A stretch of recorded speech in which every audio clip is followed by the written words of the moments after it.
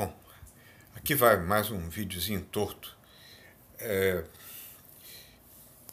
Filosofia da causalidade.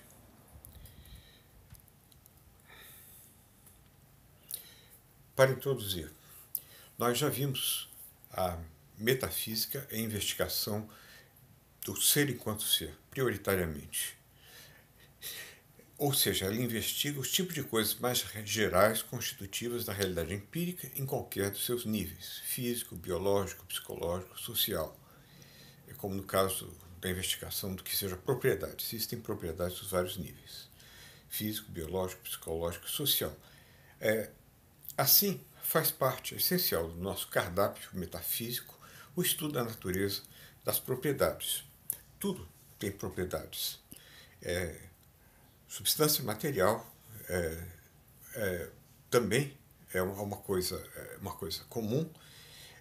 Bom, ou substância, ou indivíduo, ou objeto, ou particular. Tempo e espaço também são coisas comuns. Ainda, finalmente, causalidade. Certamente causalidade, pois em qualquer dos níveis acima, físico, psicológico, social, existe causalidade. Causalidade física, psicológica e social. Então, em todos esses níveis encontramos relações causais e parece que também coisas como existência, número e verdade seriam gerais, porque tudo parece ter existência, número, a verdade se aplica aos mais diversos estados de coisas. Então, mas só que parece que isso aí se encontra num nível superior. Existência seria uma propriedade de nível superior, número também, e verdade seria uma propriedade de proposições. Então, metafísica parece que no sentido mais fundamental se resume a isso que está aqui, e teorias da verdade não pertenceriam também à linguagem, à filosofia da linguagem. Eu não sei como precisar isso. Então, primeiro há relações causais gerais, depois há relações causais singulares, é uma coisa básica sobre relações causais. Gerais, exemplo, cigarro causa câncer. Isso é um caso geral de causação. Nem sempre fumar causa câncer, mas geralmente, não universalmente, fumar causa câncer. Há também causações singulares, como a pedra jogada quebrou a vidraça. O gelo fez com que o carro deslizasse na estrada. Uma primeira questão é a da natureza dos relatos causais. Hume o chamava de objetos, mas é algo mais do que isso. Precisa ser precisado. Por exemplo, o estado de coisas de João ter deixado o gás ligado causou sua morte. O estado de coisas não é propriamente um objeto, mas foi a causa. O evento de João ter atirado a pedra quebrou a vidraça. O evento não é o objeto, mas é a causa. Então parece que os relata precisam ser melhor especificados do que nos escritos de Hume. Deixar o gás ligado não é objeto, morte também não, atirar a pedra e quebrar a vidraça também não. Eis alguns outros exemplos de relações causais. Riscar o fósforo causou fogo. Tomás morreu porque esqueceu o gás ligado. Por que ou por causa de que, because, hoje é feriado, a classe será cancelada. O fato de César ter atravessado o Rubicão teve importantes consequências históricas. Note-se que riscar um fósforo e pegar fogo são eventos. O gás ligado é um estado de coisas. A morte é um evento. A travessia do Rubicão também é um evento. E as consequências históricas é um processo. Então, tudo isso entra como elemento causal, elemento da relação causal. Então, se uma solução é considerar os fatos ao invés de objetos. Fato é uma palavrinha que se aplica a tudo isso. Pelo menos assim me parece. Se entendemos por fato uma palavra guarda-chuva, que é o fazedor da verdade, nós teremos que, sob ela, caem estados de coisas e eventos. Então, isso nós temos o fato, é um hiperônimo, e aqui dois tipos de fatos básicos, que são os fatos estáticos e os fatos, eventos, fatos não estáticos. Os fatos estáticos são os que modificam enquanto duram, e os fatos eventos são os que se modificam enquanto duram, digamos assim. E os fatos estáticos são usualmente chamados de situações de estado de coisas. E os outros são chamados de eventos e processos. É claro que você chama normalmente um evento e um processo também de fato. O fato da Segunda Guerra Mundial causou 50 milhões de mortos. A Segunda Guerra Mundial foi um fato que causou 50 milhões de mortos, mas foi um evento, foi também um processo. E situações, obviamente, são fatos, estados de coisas são fatos. Mas você pode usar a palavrinha fato estendendo a tudo isso. Ao contrário do que Strawson pensava, Strawson opunha fatos a eventos simplesmente porque confundia fatos com estado de coisa. Mas é uma palavra mais abrangente. Então, à luz disso, os exemplos ficam: riscar o fósforo causou o fogo, nós temos um fato-evento que causou um fato-evento. Thomas morreu porque esqueceu o gás ligado, um fato-evento que causa um fato-estado de coisas. Porque hoje é feriado, está cancelado, é um fato-estado de coisas que causa um fato-estado de coisas. E o fato de César ter atravessado o Rubicão teve importantes consequências históricas, um fato-evento que causa um fato, situação ou processo. Então, me parece claro que é melhor identificar fatos com os relata causais. A análise da causalidade em Hume. Hume fez uma análise da causação, segundo a qual há 3 elementos, ao menos, em nossa ideia de causação. Contiguidade, causa e efeito são adjacentes no espaço e no tempo. Você pode pensar que o Sol faz com que os planetas se movam e eles não estão contíguos, mas talvez o Sol faz com que o espaço se encurve e isso é contíguo com o movimento dos planetas no espaço curvo. Prioridade. A causa precisa anteceder o efeito. Se a causa vier depois do efeito, você não tem como distinguir causa de efeito. Necessidade. Deve haver uma conexão necessária entre causa e efeito. Não é uma coisa casual, a relação causal. Para Hume, se a causa fosse posterior ou simultânea ao evento, como eu disse, nós não seríamos capazes de distingui-las. Agora vamos lá. Alguém puxa uma corda e o sino da igreja toca. Essa é como uma conexão causal.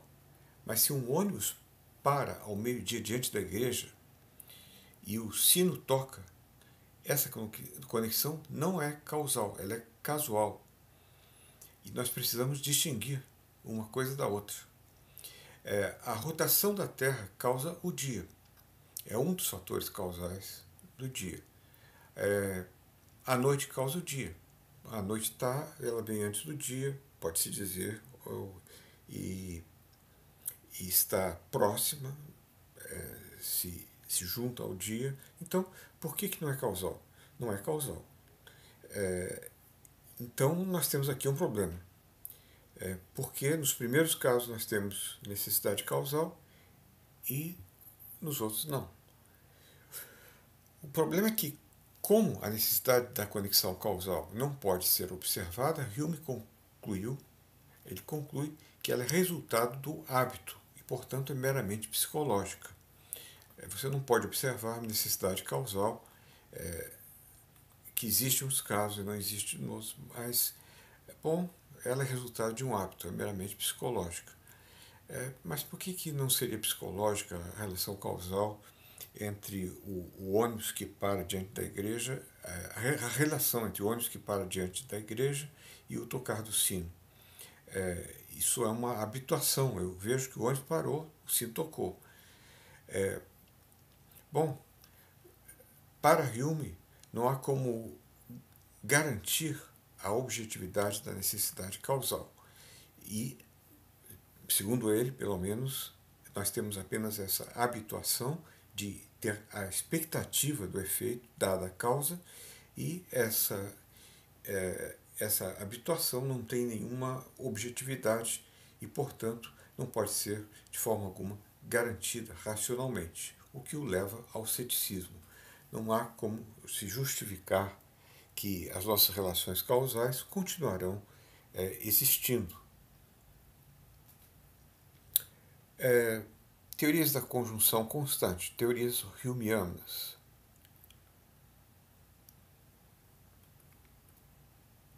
Para Hume, ele diz, podemos definir uma causa como um objeto que é seguido por outros e onde todos os objetos similares ao primeiro são seguidos por objetos similares ao segundo. Essa é uma definição de causação geral.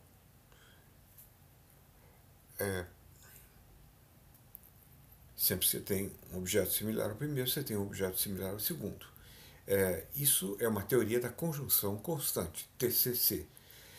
Teoria da conjunção constante é sumarizada na introdução de Carroll e Marcosian como C causa E equivale a propriedades F e G, tal que se C tem F, então E tem G. Maria pegou um resfriado e passou para o seu namorado José. Há uma multiplicidade, na verdade, uma multiplicidade de teorias da causação que todas admitem que existem causa e efeito. Mas o que dizer do caso do ônibus? O caso do ônibus satisfaz essas exigências de Hume, de conjunção constante. Então nós precisamos de uma coisa mais sofisticada. Mach, em uma obra clássica chamada O Cimento do Universo, sugeriu algo como o seguinte: a causa é uma condição para o efeito se ela for parte necessária de uma condição maior que, junto com as leis da natureza, é suficiente para que o efeito ocorra. Esse não parece o caso do ônibus diante da igreja. Exemplo de Mach é o cigarro aceso jogado no chão da fábrica abandonada. Ele causou um incêndio. Nós dizemos, mas apenas nós escolhemos esse elemento causal, que ele é parte necessária de um todo de elementos causais que serão suficientes para o fogo, para o incêndio. Por exemplo, o oxigênio do ar. Se não existisse oxigênio do ar, o incêndio não ocorreria. E também a palha seca espalhada no chão da fábrica. Se a fábrica não fosse abandonada, fosse limpa, mesmo que fosse jogado cigarro no chão, isso não teria ocorrido.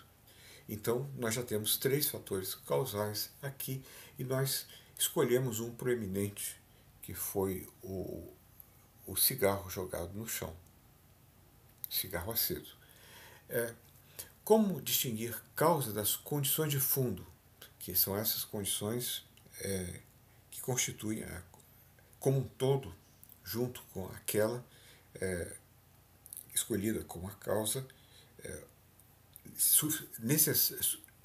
suficientes para o efeito. O incêndio de uma velha fábrica é causado por um cigarro aceso jogado em uma lata de lixo, digamos, mas sem oxigênio do ar não ocorreria. Não é oxigênio necessário, sem o acúmulo de material inflamável, o fogo não se alastraria, etc. Parece que escolhemos um fator causal que se sobressai como sendo não esperado ou mais relevante por razões práticas. Considere, por exemplo, o caso do incêndio que ocorreu na cápsula da Apollo 1, matando todos os tripulantes. A causa é considerado o fato de que a atmosfera da cápsula era de oxigênio puro, um gás altamente inflamável. Então, embora tenha alguma fagulha elétrica tenha sido também um fator causal, no caso é menos relevante. O que nos interessa é o absurdo de terem enchido a cápsula com oxigênio puro. Depois esse defeito foi corrigido,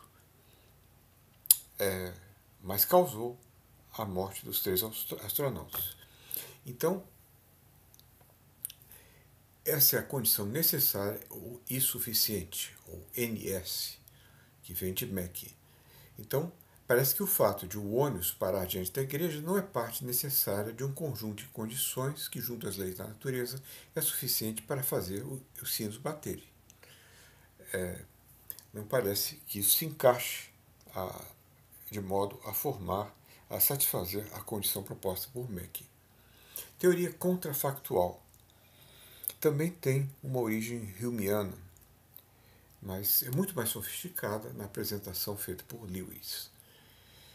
Lewis sugeriu algo diferente, também seguindo uma sugestão humeana. Nós temos uma dependência contrafactual. A causa E, efeito E, sem somente C, se a causa não tivesse ocorrido, o efeito não teria acontecido. Isso aí é no modo subjuntivo. Se fosse o caso que não P, seria o caso que não Q. E não no sentido de que a causa poderia ser outra coisa. Parece que essa teoria evita os problemas da teoria da conjunção constante, na forma preliminar, primitiva, caso da igreja e ônibus, embora isso não seja assim tão certo em todos os casos. Em sua introdução, que eu recomendo, Carroll e Marcuse enumeram uma série de problemas difíceis de serem resolvidos, como o problema das conexões não causais, como a do ônibus e da igreja. No exemplo deles é o fato de eu ter sempre uma moeda de 5 centavos no bolso. Não é causado pelo fato de ela estar no meu bolso. Ou o fato do barômetro mostrar que a pressão atmosférica baixou não é causa da tormenta, embora esteja ligado a ela. Mas ele prediz a tormenta. Então, se o barômetro não tivesse baixado por um defeito, mesmo assim a tormenta teria ocorrido. Então, isso aí não satisfaz a condição de Lewis, de causalidade. Sócrates morreu, Xantipa se tornou viúva. Se Sócrates não tivesse morrido, ela não teria se tornado viúva. Logo, isso aí satisfaz a condição contrafactual, própria da teoria contrafactual. Então, o fato de Sócrates ter morrido causou a viuvez de Xantipa. Agora, não parece que a morte de Sócrates tenha causado a viuvez de Xantipa. Ou será que sim? O outro problema é da causação simultânea. É de que o caso de uma balança. Se eu aperto no braço de uma balança, ela irá se mover e outro braço irá se levantar. Será que eu estou causando a elevação do outro braço? Sim, parece que eu estou causando, mas a causação é simultânea. Ou será que o outro lado que se elevando fez esse lado se baixar? Não parece.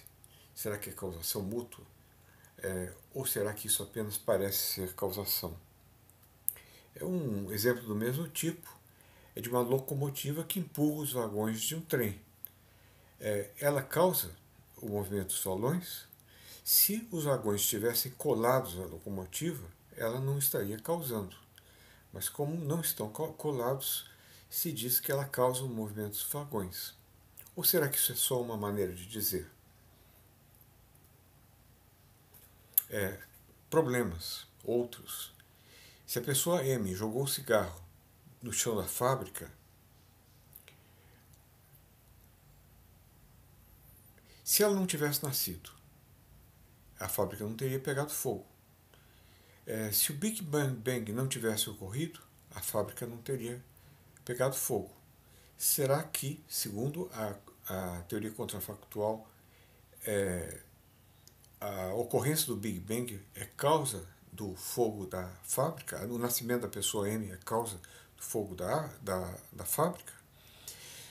É o Big Bang parte dos fatores causais ou nós devemos restringir a causa àquilo que está mais próximo do efeito em termos temporais? Então são esses elementos do pano de fundo. Parece que eles fazem parte das condições contrafactuais, mas até que ponto? O que se segue serão condições adicionais, mas deixamos para o próximo vídeo.